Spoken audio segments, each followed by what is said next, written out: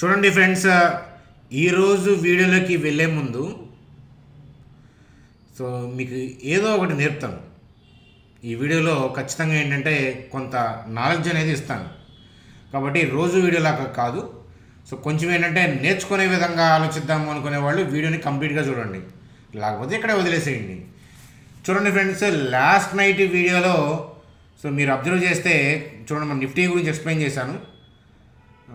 1640 అక్కడ కనిపిస్తుంది చూడండి. నిఫ్టీ ఓపెన్ చేసింది 21,912 దగ్గర లైన్ మార్క్ చేసింది చూడండి. అలాగే నిన్నటి వీడియోనే కాదు, మీకు టెలిగ్రామ్ బైట్స్లో కూడా ఏంటంటే ఆ ఏరియా మార్క్ చేసే ఉంటుంది. అర్థమవుతుందా? ఎందుకని చూడండి, 21,912 యొక్క స్పెషాలిటీ ఏంటి, ఈరోజు మార్కెట్ ఎక్కడి నుంచి దగ్గరగా రివర్స్ అయిందో మీరు చూసే ఉంటారు కదా. ఆ విషయాలను మనం వీడియోలో మాట్లాడుకుందాం. చూడండి friends, US markets sky rocket లాగా వెళ్తున్నాయి.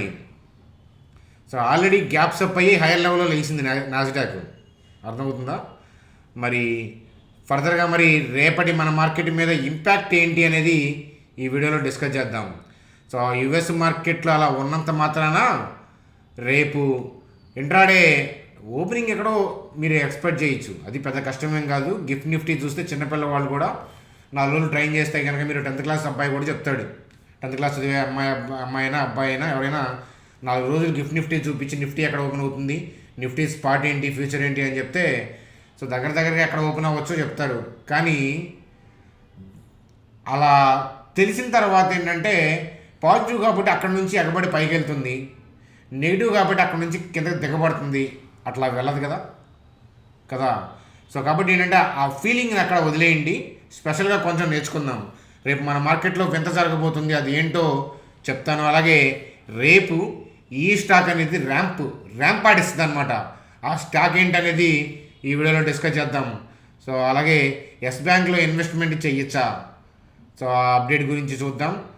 ఎస్ బ్యాంక్ సంబంధించిన న్యూస్ అప్డేట్ ఏంటి, బ్రోకింగ్ కంపెనీ వాళ్ళు ఏమంటున్నారు అనేది చూద్దాం. పేటీఎంకి సంబంధించిన న్యూస్ అప్డేటు, అలాగే వరుసగా 2 సర్క్యూట్స్ పడ్డ తర్వాత ఈరోజు కాస్త రిలీఫ్ ఇచ్చింది. మరి ఏదైనా ట్రేడింగ్ ఆపర్చునిటీ ఉందా, ఏంజల్ వన్కి సంబంధించిన న్యూస్ అప్డేట్స్ ఏంటి, ఆ విషయాలు చూస్తూ బ్యాంక్ నిఫ్టీ చార్ట్స్తో సింపుల్గా వీడియోని ఎండ్ చేసేద్దాం.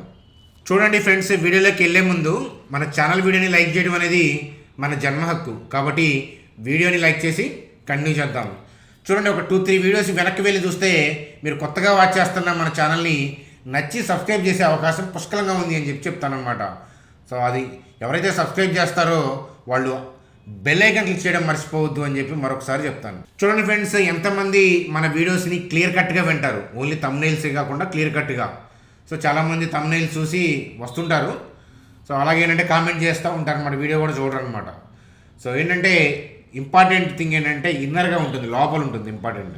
అర్థమవుతుందా? అది ఇక్కడ చూడండి, నాస్డాక్ లాస్ట్ నైట్ మనం అనాలిసిస్లో మనం మాట్లాడుకున్నాం ఏమని అని అంటే ఎఫ్ఓఎంసి మినిట్స్ అప్డేట్స్ వస్తున్నాయి కాబట్టి ఆల్రెడీ ర్యాలీలో ఉన్న మార్కెట్కి వాళ్ళు ఈ సెల్ ఆఫ్ ఎందుకు స్టార్ట్ చేశారంటే కవరింగ్.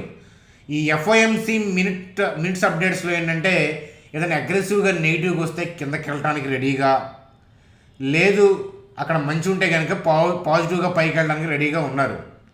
అయితే ఎఫ్ఓఎంసి మినిట్స్ అప్డేట్స్లో ఏమొచ్చింది అని అంటే రేట్ కట్స్ ఉండవు అనేది గతంలో ఏదైతే చెప్పారో ఆ అప్డేట్సే వచ్చాయి, కొత్తగా ఏం రాలేదు.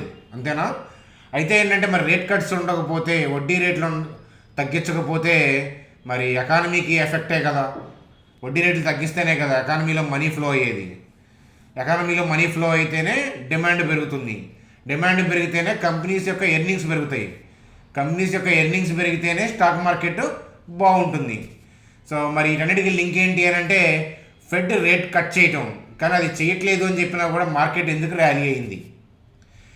మార్కెట్ పడిపోయి ఉంటే కనుక మీకు సోషల్ మీడియాలో ఏం కనిపించేదంటే ఫెడ్ మినిట్స్ అప్డేట్స్లో రేట్ కట్ గురించి ఏం మాట్లాడలేదు, రేట్ కట్ ఉండవని చెప్పారు. దీంతో మార్కెట్ నెగిటివ్గా తీసుకుంది. చూడండి ఫ్రెండ్స్, జరిగిన దానికి సోషల్ మీడియా అతికిస్తూ ఉంటుంది, ఎందుకంటే మనల్ని సాటిస్ఫై చేయాలి. చూడండి, ఒక స్టాక్ పెరిగింది, మూవింగ్ యావరేజ్ అనో లేకపోతే ఇంకొకటో సపోర్ట్ అనో ఇంకోటో చెప్పకపోతే, లేదా ఏదైనా న్యూస్ అప్డేట్ పాజిటివ్గా వచ్చిందని అని చెప్పకపోతే ఏంటంటే పీపుల్ ఏంటంటే మన ఫాలోవర్ అంటే ఏదైనా టీవీ ఛానల్ అయితే కనుక, అందుకని మీకు పెద్ద ఇంగ్లీష్ ఛానల్ హిందీ ఛానల్స్ వాటిలో ఏంటంటే జరిగిపోయిన దానికి న్యూస్ అప్డేట్ వస్తుంది. అక్కడ సోషల్ మీడియాని అంతే చూసుకోండి, జరిగిపోయిన దానికి కారణం ఏంటో తెలుస్తుంది తప్ప సో దానికి తర్వాత మనం ఎలాంటి స్ట్రాటజీ చేయాలనేది మీకు అక్కడ సో టార్చ్ లైట్ వేసి వెతికినా కూడా దొరకదనమాట. కాబట్టి ఈ అప్డేట్ చాలా చాలా ఇంపార్టెంట్ అనమాట.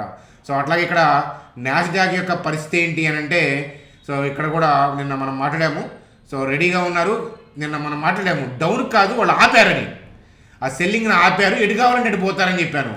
సో థింగ్స్ ఏంటంటే ఎఫ్ఓఎంసీ మినిట్స్ తర్వాత ఏంటంటే వాళ్ళు మూకమ్మడిగా పైకి వెళ్ళాలని సిద్ధపడ్డారు. అందుకని సో మీరు చూశారు హ్యూజ్ ర్యాలీ ఎందుకు చూడలేకపోయారు అని అంటే, చూడండి నిన్నటి క్లోజింగ్తో కాదు, ఇక్కడ మీరు క్యాండిల్ చూడండి, మీరు అంతకుముందు డేతో కంపేర్ చేస్తే నెగిటివ్గా క్లోజ్ అయిందిగా అలా ఆలోచించద్దు, అర్థమవుతుందా? అలాగే ఏంటంటే సో సెల్ ఆర్డర్లు బై ఆర్డర్లు ఏదైనా న్యూస్ అప్డేట్ వచ్చిన తర్వాత ఏదైనా పెద్ద ఈవెంట్ తర్వాత ఏంటంటే మార్కెట్ హెవీ వోల్టాలిటీ అనేది ఖచ్చితంగా జరుగుతుంది. ఎందుకనేది మనం నిఫ్టీ చార్ట్లో చెప్తాను. సరే వాళ్ళు పైకి వెళ్ళాలని సిద్ధపడ్డారు, అందుకనే మీకు టెలిగ్రామ్ గ్రూప్లో మార్నింగ్ ఒక అప్డేట్ ఇవ్వడం అనేది జరిగింది. 8కి చెప్పాను నేను, ఆ 7:30కి డాన్స్ నుంచి జుంబా డాన్స్ నుంచి వచ్చి 8కి మీకు పోస్ట్ పెట్టాను. ఏమని పోస్ట్ పెట్టాను? ఏదైనా చేస్తే మనం బై పాయింట్ ఆఫ్ వ్యూలోనే, కానీ ఓపెనింగ్ ఎగబడద్దు అన్నాను. అర్థమవుతుందా? నిఫ్టీలో మాట్లాడుతాను అది. సరే అలాగేనంటే ఇక్కడ నాస్డాక్లో గ్యాప్ అప్ అయింది, ఇంత హ్యూజ్ గ్యాప్ అప్ కదా. సో కానీ మరి ఓపెన్ అయిన తర్వాత ఎగబడి ఏమైనా పైకి వెళ్తుందా? అట్లా వెళ్ళదు. సో మీరు ఇనీషియల్ మూమెంట్ చూస్తే, సో ఇప్పుడు నేను వీడియో చేస్తున్నప్పుడు ఇప్పుడు ఎట్లా గ్రీన్లో ఉంది, కానీ ఇనీషియల్ మూమెంట్ చూస్తే ఓపెన్ అయ్యి కాస్త రెడ్ పైకి వెళ్ళి రెడ్ కాస్త ఎట్లా అంటే కాస్త వోలటాలిటీనే క్రియేట్ చేసింది అది. అర్థమవుతుందా? అదనమాట. సో కాకపోతే స్కై రాకెట్ లాగా పైకి వెళ్ళాలని చూస్తుంది, అది ఆల్ టైమ్ పైకి వెళ్తుంది. ఆ విషయం అనేది సో మీలో కొత్తగా వచ్చిన వాళ్ళు కూడా అర్థమవుతానని ఉంటుంది. వాళ్ళ ఇంటెన్షన్ ఏంటి? పైకి. కాబట్టి డోంట్ థింక్ దట్ ఇక్కడ సపోర్ట్ ఉంది, రెసిస్టెన్స్ ఉంది అనుకోవద్దు. 16,881 దగ్గర రెసిస్టెన్స్ ఉంది అనుకోవద్దు. అర్థమవుతుందా? అది దాడి వెళ్తుంది, దాడి అయితే టచ్ చేస్తుంది. అదనమాట, గుర్తుపెట్టుకోండి నాస్డాక్. చూడండి ఫ్రెండ్స్, నిన్నటి వీడియోలోనే మన స్క్రీన్ మీద చూస్తుంది ఏంటంటే నిఫ్టీ యొక్క చార్టు. సో నిన్నటి వీడియోలోనే 21,912 మార్క్ చేశాను. సో అయితే ఏంటంటే ఇవాళ జరిగిన థింగ్ ఏంటంటే, యాక్చువల్గా ఏం జరిగిందంటే హానెస్ట్గా చెప్తున్నాను మీకు, ఆల్రెడీ మార్నింగ్ ఏం చెప్పాను అని అంటే ఓపెనింగ్ బాగానే ఉంటుంది, ఎందుకంటే గిఫ్ట్ నిఫ్టీ బాగుంది కాబట్టి మేజర్గా గిఫ్ట్ నిఫ్టీనే ఫాలో అవుతుంది కదా. సో ఓపెనింగ్ బాగానే ఉంటుంది, కాకపోతే ఏంటంటే ఇనీషియల్గా సెల్ ఆఫ్ జరుగుతుంది, ఆగండి అని చెప్పాను. సో ఆగండి అని చెప్పి నేను ఒక ఏరియా మార్క్ చేశాను. ఆ ఏరియా ఏంటంటే ఈ రెడ్ క్యాండిల్ యొక్క టేల్ దగ్గర ఏరియా. సో అర్థమవుతుందా? సో అదే ఏరియాలో మార్క్ చేశాను. అంటే ఒకవేళ ఆ ఏరియాలోకి ఉంటే కనుక మనం ఏదైనా బై పాయింట్ ఆఫ్ వ్యూలోనే ఆలోచిద్దాం అనేది కూడా చెప్పాను. సెల్ గురించి మాట్లాడలేదు, ఎందుకనంటే సో మనకి ఇండియా కంటే మన కంట్రీకి ప్రాబ్లం ఏం లేదు ఇక్కడ. సో అక్కడ యుఎస్ ఫెడ్ వల్ల, ఆ మినిట్స్ అప్డేట్స్ వల్ల, సో అక్కడ యుఎస్లో వచ్చిన డిప్ వల్ల మనకి డిప్ వచ్చిందే కానీ మనకు ప్రాబ్లం లేదు. అందుకే నేను డౌన్ ట్రెండ్లో మనం ఏంటంటే సెల్కి వెళ్ళలేదు. సో మనకు సెల్కి ఎందుకు వెళ్ళా, ఇంట్రాడే ఎందుకు క్లోజ్ చేసాము, క్యారీ ఫార్వర్డ్ ఎందుకు వెళ్ళలేదు అని అంటే ఇదే రీజను. ఎందుకంటే ఈవెంట్ ఉంది కదా, ఈవెంట్ ఉన్నప్పుడు ఎప్పుడు కూడా చేయకూడదు. అంతకుముందు మనం ఏంటి పైకి వెళ్తుందనే పాయింట్ ఆఫ్ వ్యూలో మాట్లాడాము కదా. సో అయితే ఇక్కడ థింగ్ ఏంటంటే మార్కెట్ ఓపెన్ అయ్యి దాని తర్వాత ఏంటంటే అనుకున్న ఏరియా కన్నా బాగా డ్రాస్టిక్గా కిందకి వచ్చారు. అర్థమవుతుందా? హెవీ వోల్టాలిటీ ఉంది. సో అఫ్కోర్స్ నేను చూసేటప్పటికీ సో మార్కెట్ ఏంటంటే నాకు అనుకూలంగా లేదు. సేమ్ థింగ్ ఏంటంటే సో 21,912 దాకా ఈరోజే వస్తుంది అని నేను అనుకుంటే కనుక సో ట్రై చేసామండి మేల్కొని ఉండటానికి. సో డ్యాన్స్ చేస్తే ఏంటంటే నాకు బాగా నిద్ర వస్తుంది. సో అంటే ప్రతిరోజు కాదు, కానీ ఒకసారి ఏంటంటే హెవీగా డ్యాన్స్ చేసినప్పుడు నిద్ర వస్తుంది అనమాట, తట్టుకోలేనట్టు నిద్ర వస్తుంది. ఎంత హాయిగా నిద్ర వస్తుంది అంటే డబ్బులు ఇచ్చి కోట్లు ఇచ్చి కొనుక్కున్నాము, నిజంగా పార్క్ అయితే లాంటి హోటల్కి వెళ్ళి పడుకున్నా కూడా ఏసీలో అలా రాదు. అర్థమవుతుందా? అదనమాట, అలా వచ్చేసింది. మనం ఏం చేయలేకపోయాం అనమాట. లేకపోతే ఏంటంటే చక్కగా అసలు మంచి లెవెల్. సో లాజిక్ చెప్పమంటారా? లాజిక్ చూడండి నేర్చుకోవడానికి. చూడండి సింపుల్, ఇక్కడ ఒక డోజీ కైండ్ ఆఫ్ క్యాండిలా, అంతకుముందు ఇవాళ సంగతి తీసేసేయండి. చూడండి doji kind of candle. So ఇలా ర్యాలీ అయిందా? అప్పుడెప్పుడో జరిగిపోయింది, నేను కాదనట్లేదు. సో జరిగిపోయింది. సో అప్పుడు అంటే ఆ ప్రీ మార్కెట్లో ఉన్న బై ఆర్డర్స్ అంతకుముందు closing candles near by area దగ్గర నుంచి ఉంటాయి. సో కానీ సెల్లర్ అవైలబిలిటీ లేక ఆ నెక్స్ట్ డే ఏంటంటే మార్కెట్ హైయర్ లెవెల్లో ఓపెన్ అయింది. సరే పైకి కిందకి కొట్టుమెట్టాడింది, కానీ సో కిందకైతే కనుక డిప్ అవ్వలేదు. కాబట్టి ఆ ప్రీ మార్కెట్లో ఉన్న ఆర్డర్స్ అంతే ఉంటాయి. సిమిలర్ కైండ్ ఆఫ్ ఎగ్జాంపుల్స్ మీకు చాలాసార్లు చూపించడం అనేది జరిగింది. సో మార్కెట్లో సెల్ జరిగినప్పుడు కూడా మీకు చాలాసార్లు చూపించాను. రీసెంట్గా కూడా మనం మాట్లాడాము, గుర్తుందా? చూడండి, ఇక్కడ ఈ క్యాండిల్ నుంచి డౌన్ అవుతుందంటే ఇక్కడ సెల్ ఆర్డర్స్ ఉన్నాయి, బయర్ లేడు. సో కాబట్టి మార్కెట్ ఇక్కడ ఓపెన్ అయింది, పైకి రాలేదు కాబట్టి ఎప్పుడు వస్తే అప్పుడు యాక్టివేట్ అవుతుంది. చూడండి, టచ్ అయిన తర్వాత చూసారా షార్ప్గా పడింది, అంతే, అంతకంటే ఏం లేదు. అలాగే సో ఇవాళ కూడా ఏంటంటే ర్యాలీకి కారణం అదే. సో కొత్త థింగ్ ఏమి కాదు, చూడండి అది. సో మన దగ్గర ట్రైనింగ్ తీసుకున్న వాళ్ళకైతే కనుక సో ఐఎమ్ నాట్ అంటే మీకు తెలుసు అది, నీకేం కొత్త లాజిక్ ఏం చెప్పట్లేదు. దానికోసం మిమ్మల్ని ట్రైనింగ్ ఇప్పుడు రమ్మని ప్రమోట్ చేసే ఉద్దేశం కాదు. సో మీకు కూడా చాలాసార్లు చెప్పాను ఇది, నేను ట్రైనింగ్ కూడా అంటూ ఉంటారు, మీరు యూట్యూబ్లో చాలా చెప్పేస్తూ ఉంటారని. కాకపోతే ఏంటంటే ఎపిసోడ్ 1 ఎపిసోడ్ 2 అలా కంటిన్యూటీ ఉండదు, డైలీ ఉండదు. అలాగే డౌట్లు వస్తే మనం డైనమిక్గా ఇక్కడ ఏం చెప్పలేం కదా, అందువల్ల లైవ్ ట్రైనింగ్కి దీనికి తేడా ఉంటుంది, అదనమాట. కాకపోతే మీరు అర్థం చేసుకోవడం పెద్ద కష్టమేం కాదు. ఆ ఆర్డర్స్ ఎగ్జిక్యూట్ అయ్యాయి అంతే. సో ఆ ఆర్డర్స్ ఎగ్జిక్యూట్ అయ్యాయి, సో పైకి వెళ్ళింది. మరి ఇనీషియల్ మూమెంట్స్లో సెల్ వస్తుంది, ఆగండి నేను ఎందుకు చెప్పాను, చూడండి, ఆగండి నేను ఎందుకు చెప్పాను. మరి గ్లోబల్ వ్యూస్ బాగున్నాయి కదా, మామూలుగా జనరల్గా మనం నేర్చుకునేది ఏంటి, గ్లోబల్ వ్యూస్ బాగున్నాయి, థింగ్స్ బాగున్నాయి, యూఎస్ మార్కెట్లో కూడా ఇష్యూ పోయింది, అవి ర్యాలీ అయ్యాయి కాబట్టి ఓపెన్ అవ్వగానే బై పాయింట్ ఆఫ్ వ్యూలో ఆలోచిస్తాం కదా. కానీ అది బ్లండర్, అర్థమవుతుందా? సో అట్లాగే ఏంటంటే సో నిన్న బ్రాడ్ వ్యూ సెల్కి మారింది అని నేను చెప్పాను. సో మారింది, కానీ మనం ఎందుకు షార్ట్ క్యారీ ఫార్వర్డ్ చేయలేదంటే ఈవెంట్ ఉంది అక్కడ. ఈవెంట్ అనేది డెసిషన్ని మారుస్తారు లేదా కంటిన్యూ చేస్తారు, అది మనకు తెలియదు కదా. కాబట్టి ఏంటంటే ఈ రీట్రేస్మెంట్ అనేది రీట్రేస్మెంట్ కింద కన్వర్ట్ అవచ్చు ఎట్లా, లేదా హెవీగా సెల్ ఆఫ్ కిందకి వెళ్ళచ్చు, కానీ that depends upon event update, అదనమాట. సో అట్లాగే వాళ్ళు నిన్న సెల్లుగా ఉన్నారు కాబట్టి సడన్గా పైకి వెళ్ళడం సాధ్యం కాదు. సో మీరు అబ్జర్వ్ చేసుంటే ఈ రెడ్ క్యాండిల్ పడ్డప్పుడు కూడా సో యుఎస్ మార్కెట్లు రెడ్లో ఉన్నాయి, కానీ అంతకుముందు గ్రీన్ క్యాండిల్. సో మీరు నిన్న చూస్తే కనుక యుఎస్ మార్కెట్లు ఏంటి రెడ్లో ఉన్నాయి, ఏషియన్ మార్కెట్స్ అన్ని డిప్లోనే ఉన్నాయి, కానీ గ్యాప్ డౌన్ అవ్వలేదు. సో హైయర్ లెవెల్లో ఓపెన్ అయింది నిఫ్టీ. అలాగే చాలాసేపు హైయర్ లెవెల్లోనే కొట్టుకుంది నేను, మీరు చూసుంటే కనుక. కానీ 1:30కి మీకు మెసేజ్ ఇచ్చాను, broad view change to down అని. సో ఎందుకని అని అంటే చూడండి, వాళ్ళు పైకి వెళ్తున్నప్పుడు ఏంటంటే సో వాళ్ళకి ఏదైనా షాకింగ్ గ్లోబల్ క్యూస్లో షాకింగ్ బ్యాడ్ న్యూస్ ఏదైనా వస్తే, ఇన్ఫ్యాక్ట్ వాళ్ళకు కూడా బ్యాడ్ న్యూసే అది, వాళ్ళకు కూడా షాకే అది. కాకపోతే అక్కడే తేడా ఉంది చూడండి. కాకపోతే ఏంటంటే అక్కడే తేడా, మనం ఏంటంటే గ్లోబల్ క్యూస్ చూడగానే ఓపెనింగ్ ఎగబడతాం, కానీ వాళ్ళు ఏంటంటే చాలా క్లవర్గా ప్లే చేస్తారు. ఆల్రెడీ ఆ మోడ్లో ఉన్నారు కాబట్టి ఆ మోడ్ కొంచెం కంటిన్యూ చేసి ఏం చేస్తారంటే దాని తర్వాత సో వాళ్ళు ఒక లెవెల్కి వెళ్ళి తీసుకొచ్చేస్తారు మళ్ళీ కిందకి. సో అలా జరుగుతుంది. అట్లాగే ఏంటంటే సో ఈరోజు అంటే నిన్న నెగిటివ్ మోడ్లోనే ఉన్నారు కదా. సో ఈరోజు గ్లోబల్ క్యూస్ వల్ల కానీ last night US market event వల్ల కానీ పాజిటివ్గా మారాల్సి వచ్చింది. సడన్గా పాజిటివ్గా మారి అట్లా ఈ సెల్ ఆర్డర్స్ మరి ఏమైపోతాయి, సో నష్టపోతారు. అట్లా చేయరు, వాళ్ళు ఏం చేస్తారంటే సెల్ మోడ్లో ఉన్నారు కాబట్టి అది ఇనీషియల్ మూమెంట్స్లో కంటిన్యూ చేశారు అంతే. కంటిన్యూ చేసి సో డౌన్కి తీసుకెళ్ళి పైకి వెళ్ళారు. మీకు చాలాసార్లు చెప్పాను, మన హార్డ్ కోర్ సబ్స్క్రైబర్స్కి అర్థమవుతుంది ఆ పాయింట్. ఎప్పటి నుంచో ఉన్న వాళ్ళకి ఏమిటంటే సడన్గా ఈవెంట్ జరిగినా కూడా వాళ్ళ ఆరిజిన్కి తీసుకొచ్చి మాత్రమే స్టార్ట్ చేస్తారు. సో పైకి తీసుకెళ్లాలన్నా కూడా వాళ్ళ ఆరిజిన్కి తీసుకొచ్చే పైకి తీసుకెళ్లారు. అలాగే నేను కిందకి తీసుకురావాలన్నా కూడా వాళ్ళ ఆరిజిన్కి పైకి తీసుకెళ్ళి దాని తర్వాత కిందకి తీసుకొచ్చారు. ఇన్ఫ్యాక్ట్ సపోజ్ రేపు మార్నింగే ఏదైనా ప్యానిక్ బ్యాడ్ న్యూస్ అనుకుందాం, ఏదో 5% డిప్ అవ్వాలనుకోండి. సో ఒకవేళ 5% ఇలా డిప్ అయినా ఇలా పైకి సడన్గా ర్యాలీ అయ్యి దాని తర్వాత మళ్ళీ సెల్ ఆఫ్ అవుతుంది.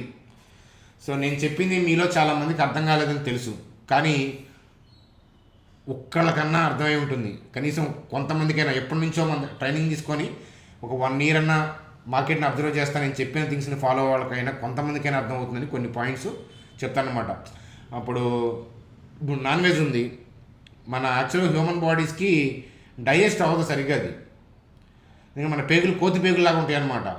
కానీ మన హ్యాబిచువల్ చూడండి, ఏం చేస్తాము అప్పుడప్పుడు తింటాను నేను, తప్పదు కదా, ఎందుకంటే చిన్నప్పటి నుంచి అలవాటైంది. కాకపోతే ఏంటంటే మన సాటిస్ఫాక్షన్ కోసం తింటాను, కానీ దాంట్లో వచ్చే ప్రోటీన్ కాదు మనకి బెనిఫిట్ అయ్యేది.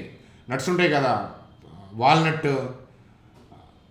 అలాగే గుమ్మడి గింజలు, అవి తింటాను. సో యాక్చువల్ ప్రోటీన్ అక్కడ నుంచి వస్తుంది, ఈ చికెన్ నుంచి వచ్చేది అవైలబుల్ ఫామ్లో ఉండదు. సరే, అది వేరే కదా. అలాగే సాటిస్ఫాక్షన్ కోసం చెప్పాను ఇప్పుడు దాకా నేను చెప్పింది. అర్థమైతే ఓకే, అర్థం కాలేదు అన్నా కూడా దట్ ఈస్ ఫైన్. ఇక్కడ దాకా ఓపిక్గా మీరు వినడానికి ట్రై చేసినందుకు.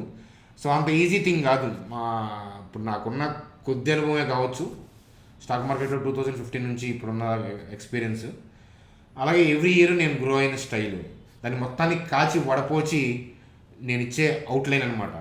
సో నాకు తెలుసు నేను సపోర్ట్ లైన్, రెసిస్టెన్స్ లైన్ అని, మూవింగ్ యావరేజో, ఇండికేటరో, ఫిబోనకీ అనో, ఇంకేదైనా లాజిక్కో, లేకపోతే రెయిన్బో ప్యాటర్న్, సో ఈ కైండ్ ఆఫ్ థింగ్స్ ఏదైనా నేను చెప్తే, పివోట్ పాయింట్స్ అని చెప్తే మీకు ఈజీగా కనెక్ట్ అవ్వగలుగుతారు, ఎందుకంటే అవి కామన్ పాయింట్స్.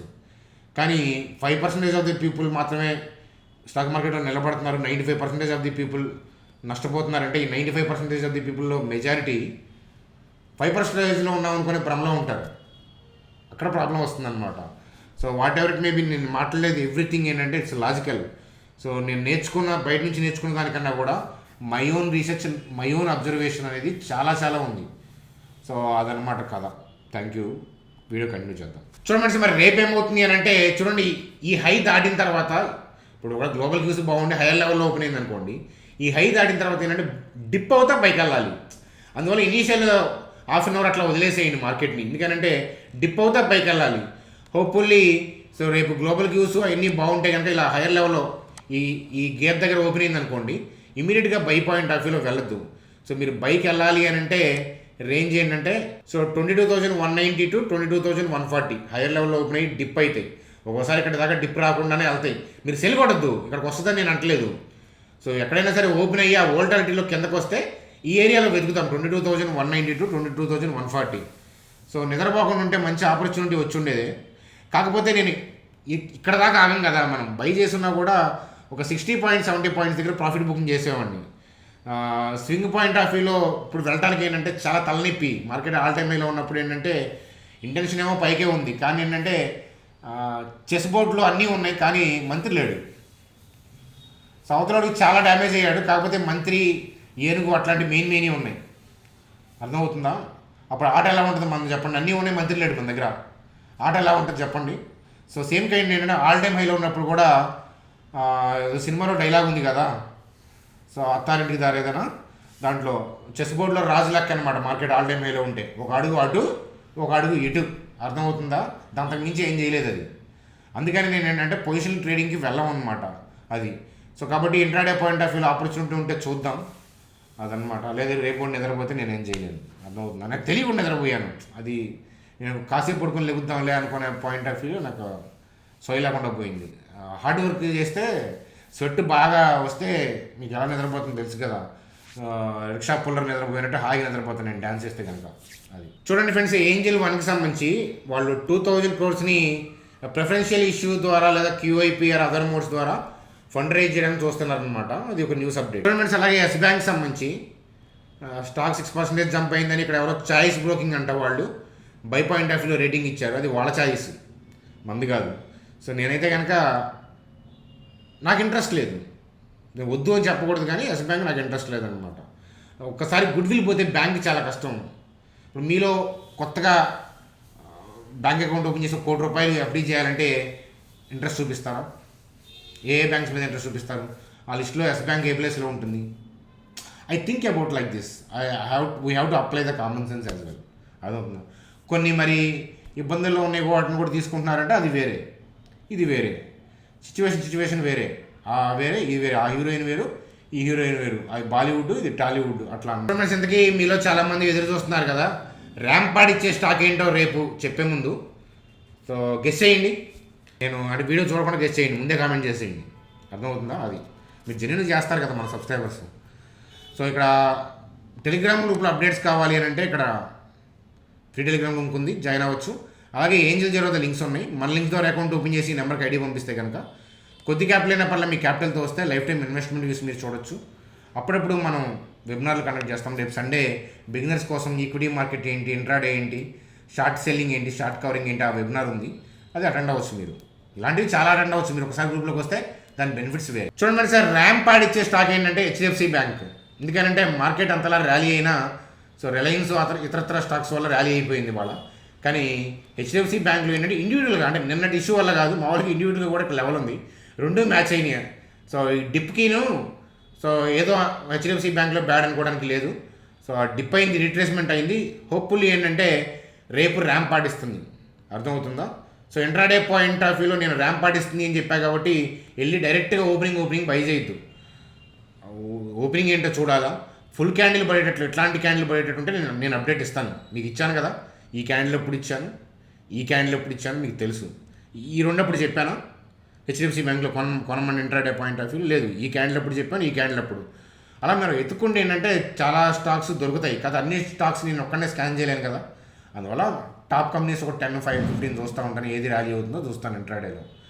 సో అదనమాట కదా. కాబట్టి ఇది ర్యాంప్ ఆడించవచ్చు, కానీ మనం ఇనీషియల్ మూమెంట్స్ చూసి మాత్రమే నేను ఇచ్చే అప్డేట్ని బట్టి దాని తర్వాత మీరు వ్యూ తీసుకోవచ్చు అని చెప్తాను. అది మీ ఫైనాన్షియల్ అడ్వైజర్ని కలిసి చూడండి. వీడియోలో డిస్కస్ చేసే అన్ని కూడా నా వ్యక్తిగతమైన అభిప్రాయాలు, అందువల్ల మీ ఫైనాన్షియల్ అడ్వైజర్ని కలిసి మాత్రమే డెసిషన్ తీసుకో. చూడండి ఫ్రెండ్స్, మరి హెచ్డిఎఫ్సి బ్యాంక్ ర్యాంప్ ఆడిస్తే నిఫ్టీ ఏంటంటే ఇలా హైకి వెళ్ళిపోయింది, ఆల్రెడీ ఆల్ టైమ్ హైకి వెళ్ళిపోయింది, కానీ ఇది వెళ్ళలేదు. కాబట్టి ఇంట్రాడే పాయింట్ ఆఫ్ వ్యూలో రేపు బ్యాంక్ నిఫ్టీకి మనం ఓటేసే అవకాశాలు ఉంటాయి.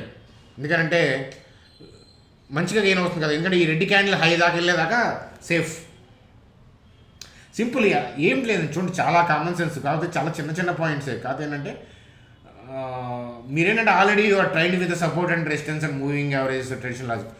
ఇండియా మొత్తం ఒకటి చదువుతుంటే నేను ఇంకోటి చదువుతుంటే చూడండి, ఇప్పుడు నాలాగా మాటలు కానీ ఈ విధానం కానీ ఇలా క్లమ్జీగా ఈ ఒక పద్ధతి పోవడం లేకుండా ఏదో మాట్లాడుతున్నట్టు అనిపిస్తుంది.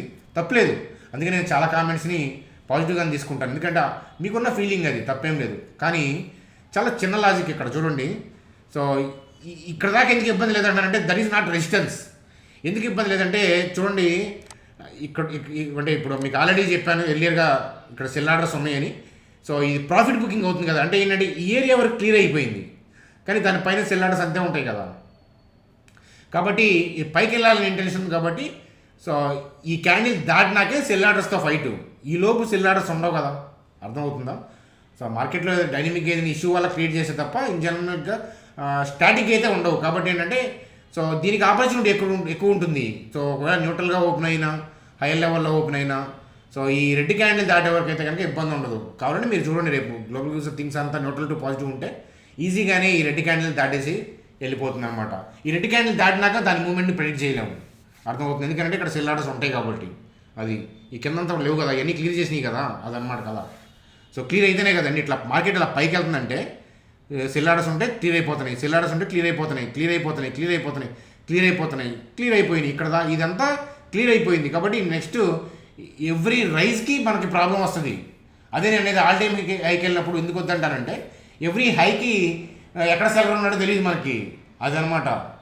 సో నేను చెప్పింది కొద్దిగానే అర్థం అవ్వాలని ఆ ప్రకృతిని ప్రార్థిస్తూ, సో అది ఫ్రెండ్స్ మనకి ఈరోజు వీడియో. నచ్చితే లైక్ చేయండి, నచ్చకపోయినా లైక్ చేయండి. నాకు తెలిసి నేను ఈ వీడియో నచ్చి ఉండకపోవచ్చు. ఓకే, ఇబ్బంది ఏం లేదు, డిస్లైక్ చేసి నేను ఏముంది చెప్పండి. ఎన్నాళ్ళు శాశ్వతం చెప్పండి భూమి మీద. మనం అంతా కూడా టెంపరీ. 500 ఏళ్ళ క్రితం ఎవరు బతికారు భూమి మీద, 500 ఏళ్ళ తర్వాత ఎవరు ఉంటారు చెప్పండి.